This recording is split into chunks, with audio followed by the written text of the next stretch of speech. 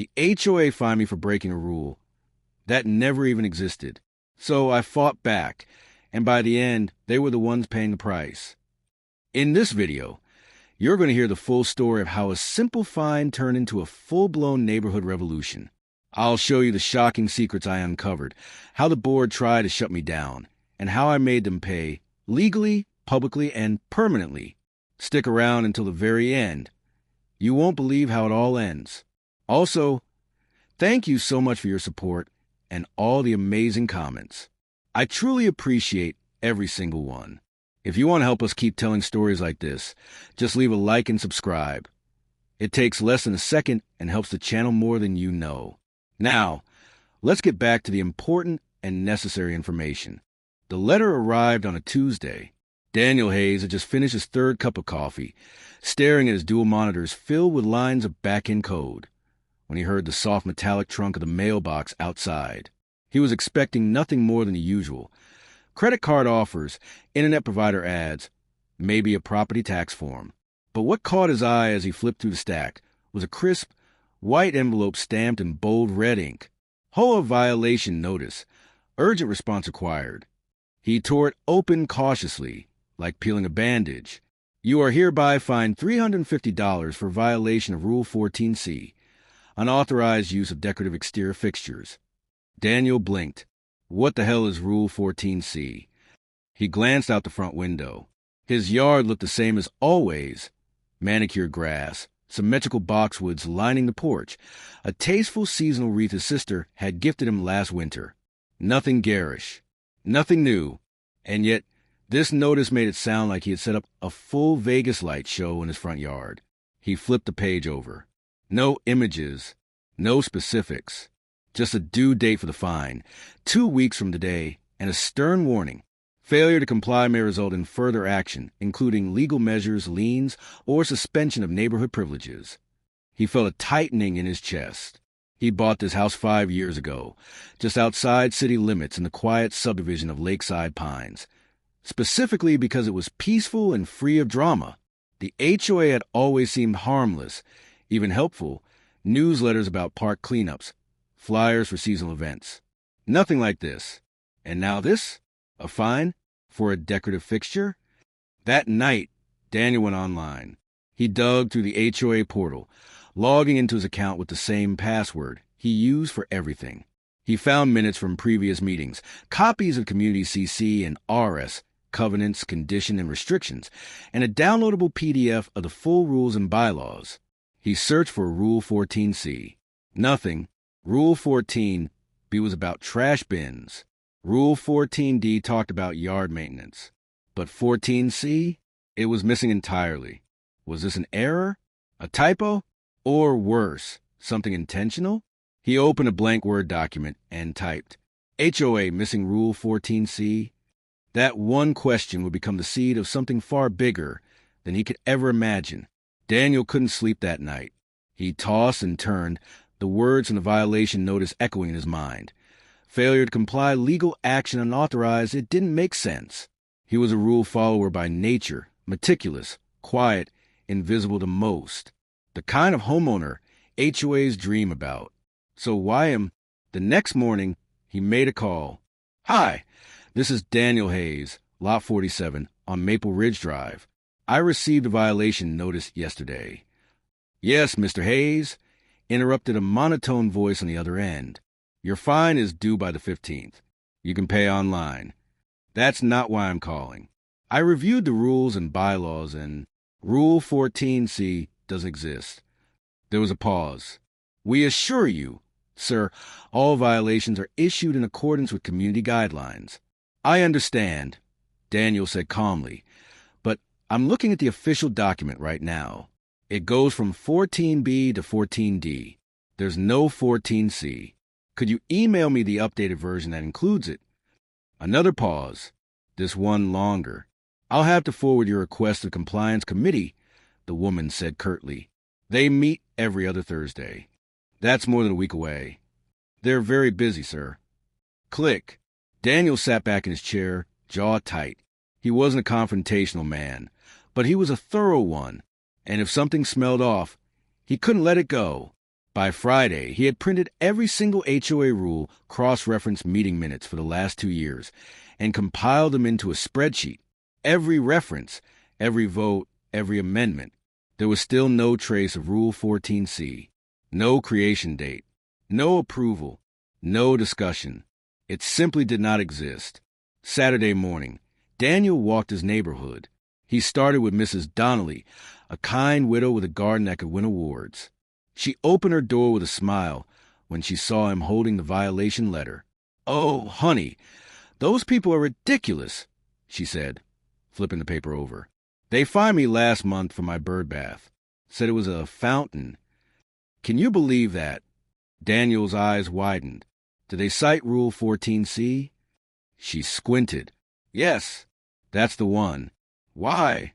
"You might want to sit down, Mrs. Donnelly." By the end of the day, Daniel had spoken with 7 neighbors who had also received fines under mysterious Rule 14C. Lawn gnomes, porch lanterns, wreaths, solar lights, all harmless, all unauthorized, and all fined. But the strange thing? None of them had ever actually seen the rule. "No one ever checks," said Greg, the retired Navy vet who lived 2 doors down. "We just pay and move on." Daniel nodded, a chill crawling up his spine. They're banking on that. That night, he created a private Facebook group, Lakeside HOA Watchdog, invite only. He uploaded PDFs of the rules, a spreadsheet of documented fines, and a timeline showing that Rule 14C had never been approved. Within an hour, 20 members joined. By morning, that number doubled. Daniel wasn't just angry anymore. He was awake, and he wasn't alone. The room smelled like burnt coffee and old toner ink. It was Thursday evening, and Daniel Hayes stood in the community center of Lakeside Pines, clutching a file folder thicker than a phone book. His hands were steady, but his chest buzzed with nervous energy. The HOA board sat at a long folding table in front of him, 5 members with identical expressions of polite indifference, flanked by their new compliance officer, Margaret Kellerman, a woman with silver hair, square glasses, and the kind of smile you wear when you're absolutely sure you're in charge.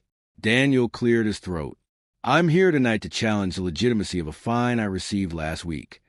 Margaret barely glanced up from her notes. "You'll have 3 minutes to present your case." "I'll need a little more than that," he said, placing the file on the table with a deliberate thud. "Because it's not just about me. It's about what this board has been doing to this entire community." That got their attention. Margaret sat back, folding her arms. "Mr. Hayes, the rules are clearly..." "Are they?" Daniel opened the folder and pulled out a printed copy of the HOA's official bylaws. He flipped it toward them. "Because Rule 14C, the rule you use to fine me, doesn't exist. Not in this document. Not in any meeting minutes. Not even in your amendment logs."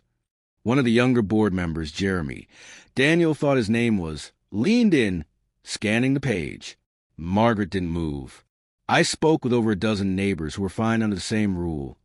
Daniel continued. "No one was shown a copy. No one was given the chance to appeal. And no one could find where the rule even came from." A beat of silence. "You're accusing this board of misconduct," Margaret said slowly. "I'm saying that if this rule does exist, then either it was fabricated or someone is enforcing unapproved regulations for personal gain." Gasps rippled to the dozen residents seated in the audience behind him. Daniel pressed on. "I have emails, dated documents, records from your own website. If Rule 14C ever existed, it's gone now. If it never existed, then this board has been issuing illegal fines for months." Margaret's eyes narrowed. "Mr. Hayes, that's a serious accusation." He met her gaze. "Then prove me wrong." Margaret stood up. "This meeting is adjourned. Compliance review is closed for tonight." The gavel hit the table, but Daniel wasn't finished. "I've filed a complaint with the County Housing Authority," he said loud enough for the room to hear. "And if I don't see documentation of Rule 14C in 48 hours, I'll be going to media next." Someone in the back clapped. Margaret's smile faltered. "You're playing with fire, Mr. Hayes." He leaned in, calm and cold. "Good. I brought marshmallows." Later that night, his phone lit up with messages from neighbors. Screenshots, notes, even copies of violation, notices going back 2 years. He uploaded them all to the HOA watchdog group, which had ballooned to 130 members in just 3 days. And the next morning, something strange happened. The original Rule 14C appeared, suddenly posted on the HOA website, backdated to 6 months prior. Daniel smiled. They were scrambling, and he was just getting started. Daniel knew they were hiding something. And now, after the HOA had suddenly uploaded a backdated version of Rule 14C, he had proof they were in cover-up mode. What didn't they expect? Daniel wasn't just some guy with a spreadsheet. He had a background in cybersecurity. For 12 years, he'd worked for a major tech firm, analyzing back-end systems and rooting out data inconsistencies. He knew how to dig, how to trace metadata, and how to follow a paper trail no one wanted found. This wasn't just personal anymore. It was war. That Friday night, Daniel poured himself a cup of black tea and sat at his computer with goal. Prove that Rule 14C was a recent fraudulent addition. He started with the HOA website source code. Hidden in the page's metadata were digital fingerprints, timestamps, user IDs, and edit logs. Sure enough, Rule 14C had been uploaded 36 hours ago, even though it was backdated on the PDF. The file properties told a real story. It was created by someone named m.kellerman_admin, Margaret Kellerman. He took screenshots, backed everything up, then he started requesting public records. The HOA, like many community associations, was required to keep minutes from meetings, budget reports, and compliance actions on file. He formally submitted a FOIA-style request for financial data, fines issued over the last 2 years, where the money went, and which violations were most common. That's when it got really weird. Out of the 68 fines issued in the last 18 months, 42 were for Rule 14C. That's over $14,000 in fines. From a rule that didn't exist until days ago. Even worse, most of the checks and online payments went through a processing service, KP Residential Solutions, that had a P.O. box downtown.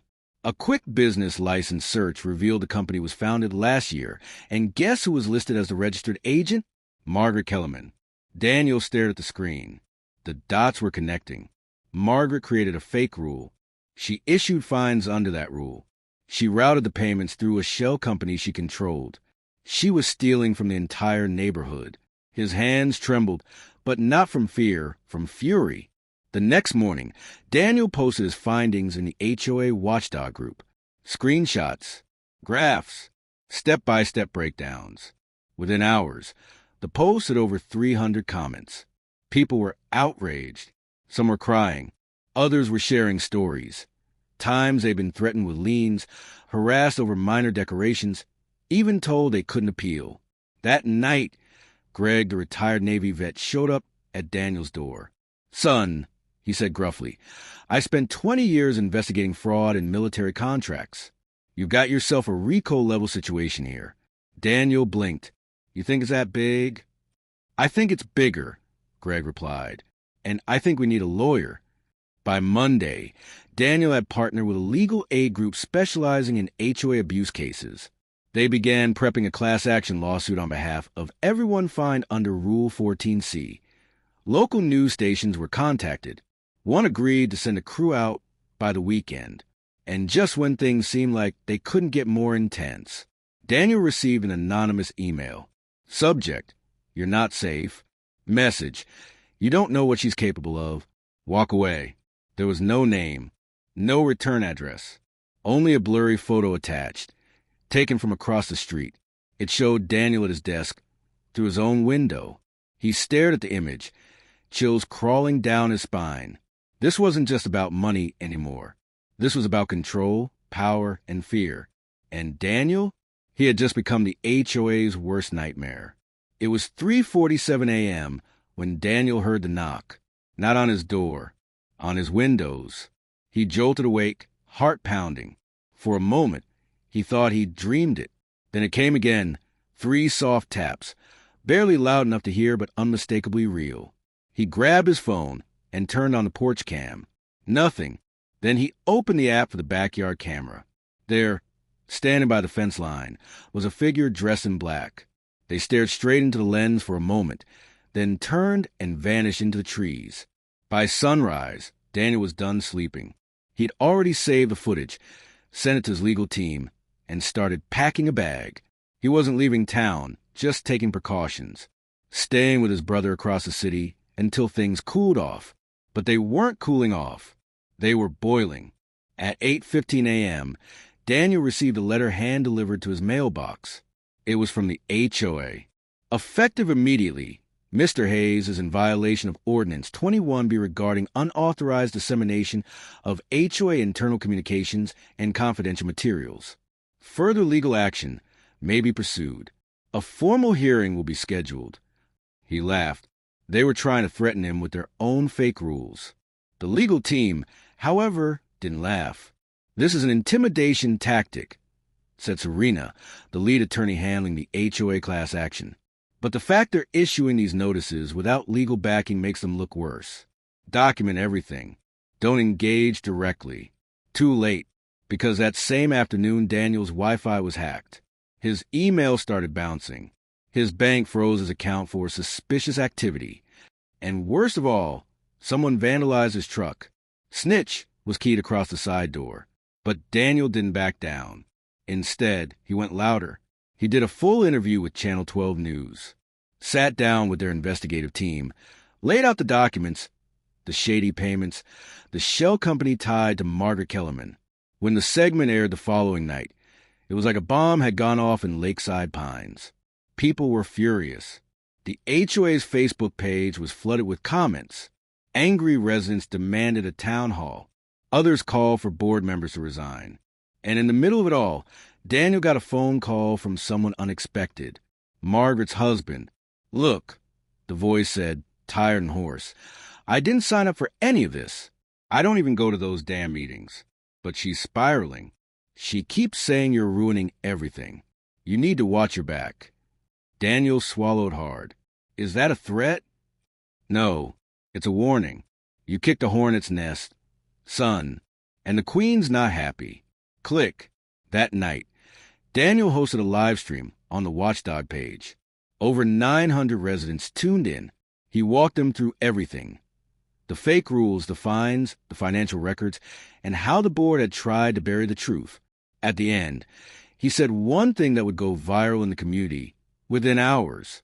The HOA wants silence. What we're going to give them is a revolution. The crowd watching online erupted in emojis, hearts, clapping hands, and shares. Daniel wasn't alone anymore.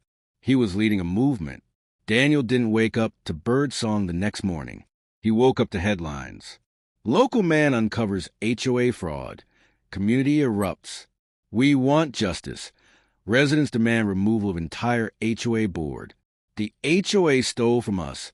How a neighborhood rose up together. News vans lined the street. Cameras rolled as neighbors. Some who had never spoken to each other before gathered on lawns and sidewalks, holding signs that read "No More Lies" and "HOA equals hands off America." The rebellion had a pulse. Daniel was its heartbeat. Daniel, now staying temporarily with his brother Ethan, spent his days fielding interviews and his nights organizing community meetings via Zoom. Every evening, more and more residents logged in. "I paid $400 for a fence adjustment," one man said. "Turns out the rule didn't even exist until a week after they fined me." "They made me tear down my playhouse," said a mother too. Said it was unsafe. Turns out Margaret's cousin ran the demolition company that did the work. The conflict had evolved. This wasn't just about a fake rule anymore. This was about corruption, greed, and abuse of power. Serena, the attorney leading the case, announced the first class action hearing date, 60 days from now. But Margaret Kellerman had other plans. The HOA board, Margaret Carl, her vice president, and two others, issued an emergency neighborhood morality code, which included new fines for organized anti-HOA gatherings, publicly defaming board members, unauthorized use of community bandwidth. They even tried to shut down the Watchdog Facebook group, claiming it incited division. But what they didn't count on, a tech-savvy neighborhood. Daniel moved the group to a private encrypted forum and launched a public GoFundMe. In just 48 hours, They raised $87,000 to cover legal fees, media outreach, and an independent audit of HOA financial records. Then came the audit results. It turned out that over $74,000 had been funneled from HOA accounts to KP Residential Solutions, Margaret's shell company. An additional $18,000 had gone toward community enhancements that never materialized. But the kicker? For properties owned by board members had quietly been exempted from fines, inspections, and dues for over 2 years. Serena grinned when she saw the data. This is the kind of stuff people get indicted for. One by one, board members began resigning. First Carl, then Susan, then Brian. Margaret held out. At a community meeting held in the park, over 300 residents gathered to vote on a motion to dissolve the existing HOA board. Margaret stood defiantly at the microphone. "You people don't understand what it takes to keep a neighborhood in order," she barked. "Without us, it's chaos. Lawns overgrown, decorations offensive, dogs barking all hours." A voice in the crowd cut her off. "Better dogs barking than corruption bleeding us dry." The vote?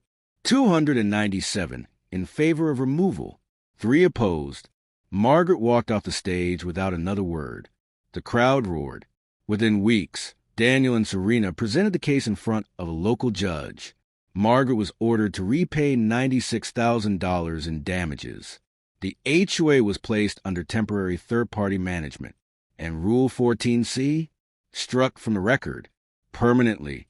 Daniel stood outside the courthouse, surrounded by cameras. "We weren't trying to destroy anything. We just wanted fairness. And when people stand together, even the loudest bullies eventually fall quiet." The neighborhood elected a new board, transparent, accountable, and chosen by open vote. Daniel declined a seat. "I'm not here to rule," he said. "I just wanted to live in peace." He did, however, agree to become the community's first official resident advocate, a volunteer position designed to hold the board accountable on behalf of everyone else. Oh, and the HOA? They no longer fine people for non-existent rules. Now, they publish every policy change publicly. And Margaret? She quietly sold her house and moved out right before Halloween. Coincidentally, Daniel's front yard that year had the biggest, brightest, and most absurdly massive pumpkin display anyone had ever seen. Just because he could.